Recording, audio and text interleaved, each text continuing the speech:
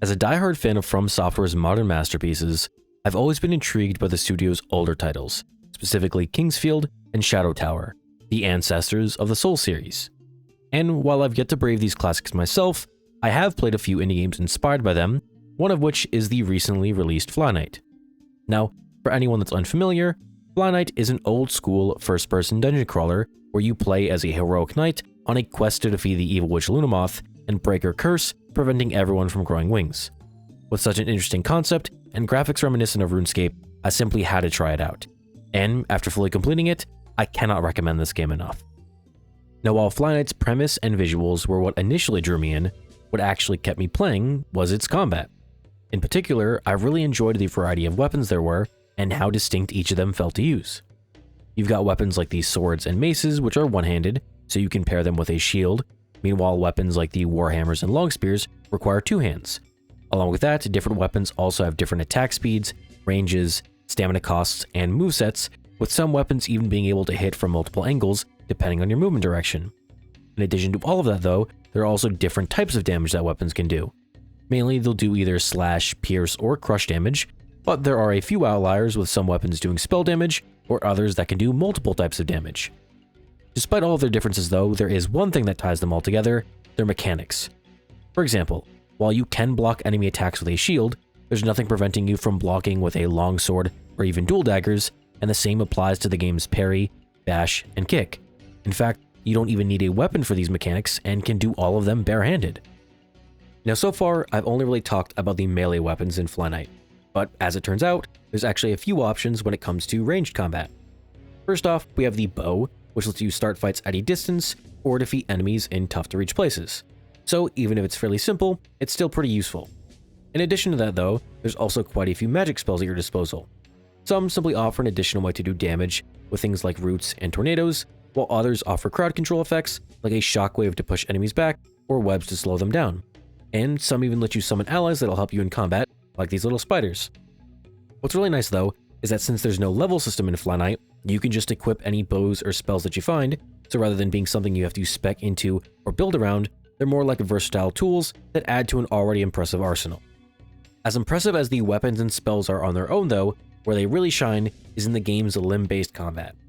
Basically, in FlyKnight, certain enemies are divided into distinct parts, such as their arms, chest, or head, and with enough damage, you can actually break these parts. For example, if an enemy is blocking your attacks with a shield, rather than breaking the shield, you could just remove the limb that's holding onto it. Alternatively, you could also remove a limb holding a weapon, literally disarming the enemy. Or you could just crush their skull to remove their senses and make them continuously take damage. The best part of the system though, is how it incentivizes you to try out all the different weapon types.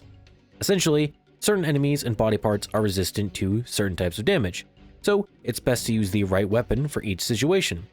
For instance, while crush weapons are great at breaking enemy heads, if you wanted to chop off a limb, a slash weapon might be a better option. Now, another aspect of FlyKnight's combat that I really enjoyed is how crucial stamina management is, as pretty much every action, whether it's running, jumping, blocking, or attacking, requires you to use stamina. And even though you can perform some of these actions without it, you'll be much weaker. Without any stamina, not only will your attacks and movements be much slower, but it also allows enemies to knock you down, leaving you vulnerable to attacks. So it's important to pay attention and not use all your stamina at once. Along with that though, you also need to be mindful of the weight of your equipment, as the time it takes to regenerate and start regenerating increases with your equipment load. So while heavier armor or weapons may have better stats, you'll need to play a lot slower with a reduced stamina regen. Overall though, I think the stamina management paired with the limb system creates a much more engaging combat experience, as instead of just mindlessly attacking enemies, you have to strategically manage your resources and plan your approach for each encounter. Speaking of strategy, another one of FlyKnight's standout features is its level design, which not only rewards careful observation, but exploration as well. Starting with observation, as you navigate through Lunamoth's lair, you'll encounter a variety of traps or hazards blocking your path, but in many cases, you can use them to your advantage. For example, in the caves there are carnivorous plants on the ground waiting to strike once you walk over them, but these plants don't discriminate. So if you can bait an enemy to walk over them, the plants will bite them instead. Similarly, in the ruined city, there's a river that'll instantly kill you if you fall in. But again, that also applies to enemies. So why not use the shockwave spell to knock them into the water? When it comes to exploration though, the game instead rewards you with loot. Now, most of the time, it'll be tucked away at the end of an optional path, but sometimes you'll find the loot first, incentivizing you to explore more. Overall, I think both of these aspects enhance the experience of making your way through a dungeon, as not only do you need to be wary of any danger, but also potential loot that could help you out. And it really feels like the game rewards you for taking your time to fully uncover all of its secrets. Moving on, the most exhilarating aspect of FlyKnight would have to be its boss fights, which seamlessly combined every element of the game while also elevating them to a whole new level. Now, in these encounters, you're not merely swinging a sword or casting a spell. You're engaging in a delicate balancing act that puts all the mechanics you've learned to the test, whether it's choosing the right weapon, targeting vulnerable areas, managing your stamina, or being mindful of your surroundings. Each move counts. Moreover, every boss presents a unique challenge by emphasizing different gameplay mechanics.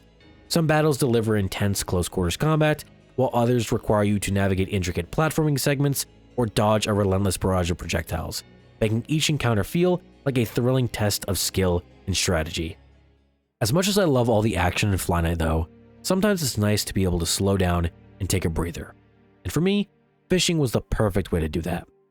Now, scattered throughout Lunamoth's lair, you'll find various bodies of water where you can go fishing and catch up to 12 different species of fish. Not only is this a fun minigame to take a break from all the combat, but fishing actually has its benefits, as consuming these fish gives you buffs. Some will restore things like your HP, mana, or stamina, while others can even cleanse debuffs like poison from you, and the higher quality the fish is, the longer the buff will last. Aside from the fishing though, there were a few other things that I felt really elevated my experience that I didn't want to leave out. Starting off, I really like how you can see all the actions you perform in the character portrait, and how you can see your character's equipment while your inventory is open. Along with that, I also really liked all the different rings you can find and the effects they can give. Some of my favorites were the ones that increase the damage of your arrows the further they flew, or the one that heals you when breaking an enemy limb, as well as one that prevents you from taking damage from allies. Speaking of, I also really liked how there's actually online co-op with up to 4 players. Now, if there was one thing I'd complain about when it comes to FlyKnight, it's that it felt too short, but I don't mean that in a bad way. In total, it took me about 5 hours to fully complete the game, but considering that it only cost me $6, that's honestly pretty good. In fact, it was so good that my only complaint with it is that I just want more. But seeing as the game's developer is open to making a much larger and more complex sequel in the future, I'll just have to patiently wait for that. Regardless of its playtime though, FlyKnight stands out as a truly special indie game. From its tactical and engaging combat, to its unique limb-based mechanics, carefully crafted environments, and intense boss fights, FlyKnight is a fantastic homage to the classic dungeon crawlers that inspired it. So, whether you're a fan of old-school dungeon crawlers, or just looking for a fresh and challenging experience, I'd strongly urge you to check out FlyKnight for yourself on Steam, especially at the low cost of just $6. But if you're still unsure, you can always try out the Game Jam version available for free on itch.io. And with that, mateys, is the end of the video. If you made it this far, I just want to say thank you, and I hope you enjoyed the video, and until next time, take care, and I'll see you around, mateys.